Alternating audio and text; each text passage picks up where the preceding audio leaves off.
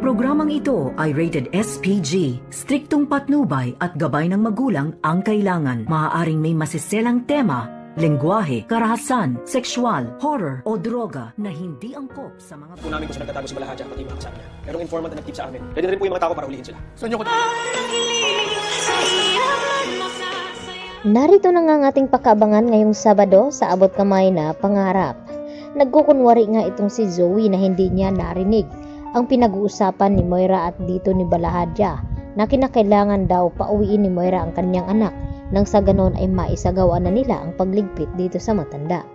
At dito naman nakiusap itong si Zoe dito kay Doc Carlos na iiwan mo na itong medical kit nang sa ganon ay magamot ni Zoe ang kanyang lolo Pepe.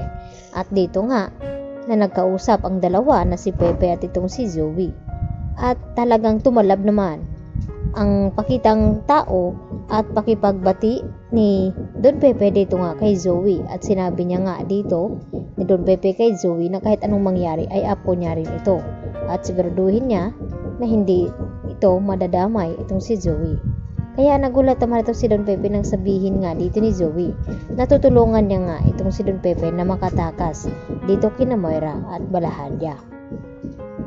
At nagpaplano na nga itong si Moira at si Balahadja kung papaano nila ililigpit itong si Don Pepe. Samantala, nakumpirma na nga ngayon ni RJ na magkasabot nga itong si Balahadja at Moira dahil di umano itong si Balahadja ang inutusan ni Moira noon na itago itong hard drive ng CCTV footage ng nangyaring disgrasya dito ni RJ. Kaya walang duda na may kinalaman itong si Moira sa nangyaring pagkawala dito ni Don Pepe. Kaya agad naman na inaksyonan at pinakilos ng mga kapulisan ang mga tauhan nito nang sa ganon ay malaman nila kung saan nagtatago itong si Balahadja at ng kanyang mga grupo dahil may sarili daw pala itong tauhan. At isa dito itong si Moira.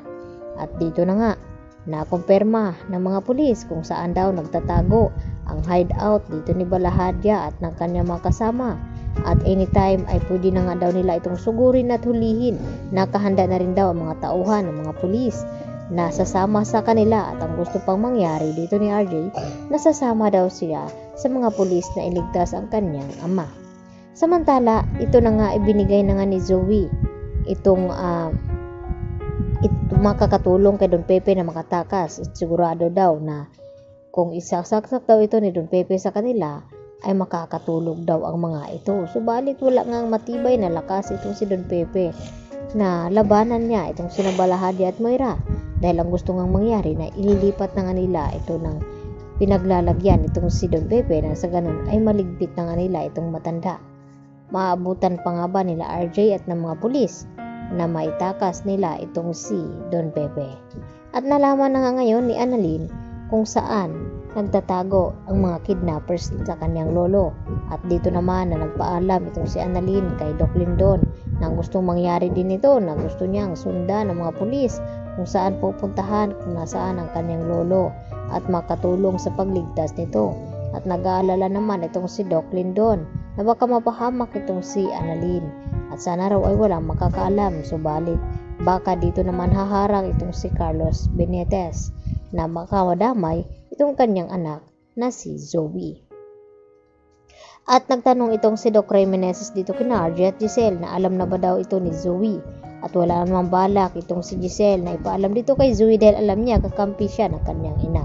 Yan lang po at marami pong salamat sa inyong panonood.